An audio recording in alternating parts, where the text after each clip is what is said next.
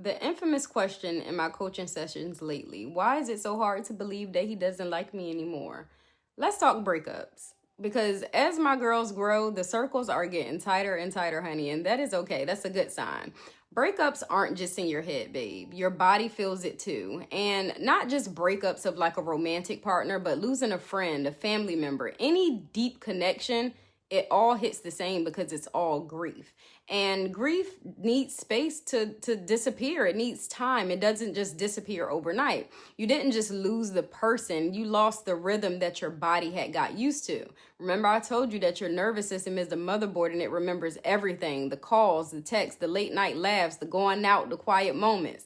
Your body was synchronized with that connection and now it's gone. So that itch to go back to what feels familiar, that heaviness that you feel in your chest, that feeling of not being enough or unworthy because this man decided not to continue with you, it's normal. It's your nervous system reacting to withdrawal. And we hear withdrawal a lot, but we associate it with drugs. But here's the thing about your body: it does not know the difference between craving connection and a drug addict craving crack, or a gambler needing to go to the slot machine to pull it real quick. Women are naturally wired to feel. We process emotion, logic, intuition, discernment all at once. It's like a salad of like thoughts and feelings. So when a man pulls back, we don't just feel sad. We start replaying every single conversation. We start analyzing every text message, rereading, wondering, was I too much? Was I not enough?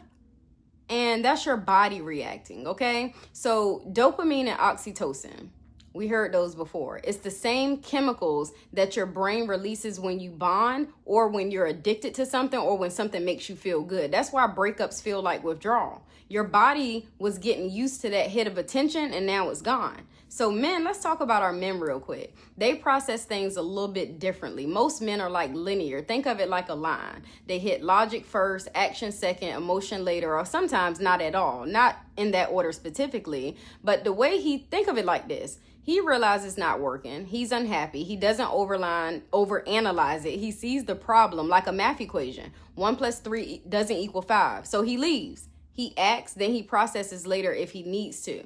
But make no mistake, queen, men feel grief, okay? They feel rejection. They often just process it privately. Some unhealed men process it with anger, control, or belittling the women. That's a whole different conversation for another day. But that ache in your chest, that urge to go check his page, that spiral of reading old messages, it's not you being crazy, sis. It's your nervous system in withdrawal. Just like I said, like a drug, like getting off of caffeine, getting off of sugar. Your body was used to the rhythm and now it's gone.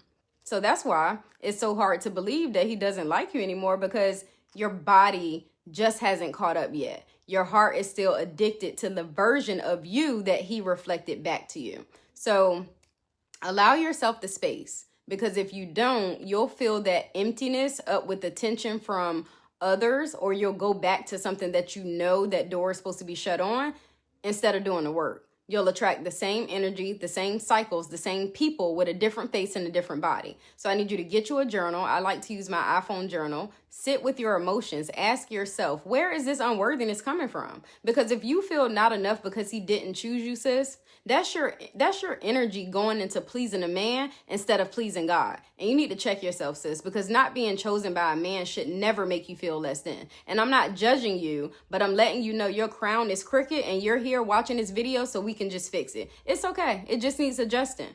But ask yourself, sis, are you here to please man or please God? Because when you're here to please God, everything shifts. You start to see yourself differently through his eyes and not through the approval of a man, or approval of a friend, or approval of a family member. Because if you were pleasing God, let me tell you something, that man probably wouldn't have been allowed to treat you that way, because you wouldn't have dealt with it. Any man that made you cry and you sitting here praying to God with a broken heart, he is not worthy of you. So I need you to choose yourself, even in the smallest ways going forward. And choosing yourself isn't always obvious. A lot of the women I've been coaching lately, they don't want to eat, they don't want to drink. And I'm just like, you need to eat. Even when your body is not hungry and you know you need to eat. Drink water, replenish what you have lost. You've been crying a lot. Allow yourself to feel, allow yourself to cry, exercise, dance. Don't check his page. Go take a cold shower every time you feel that heaviness coming on side of you. Go outside, get in the sun, go listen to some water. You need to move your body, but you can't sit there and allow the weight of the grief to fall on top of you, because it's going to be there. But it's about rewiring your nervous system, reclaiming that energy, them small actions that remind you, I come first. And stop repeating the same story. Every time you tell that story about that man not choosing you and how he disrespected you and did this and that and the third, you're giving it life. Okay? People come into your life for seasons or to teach you lessons, to prepare you for what's next, but not everyone is meant to stay forever, and that is okay. And I need you to know that. So allow yourself, give yourself grace, babe. Give yourself grace.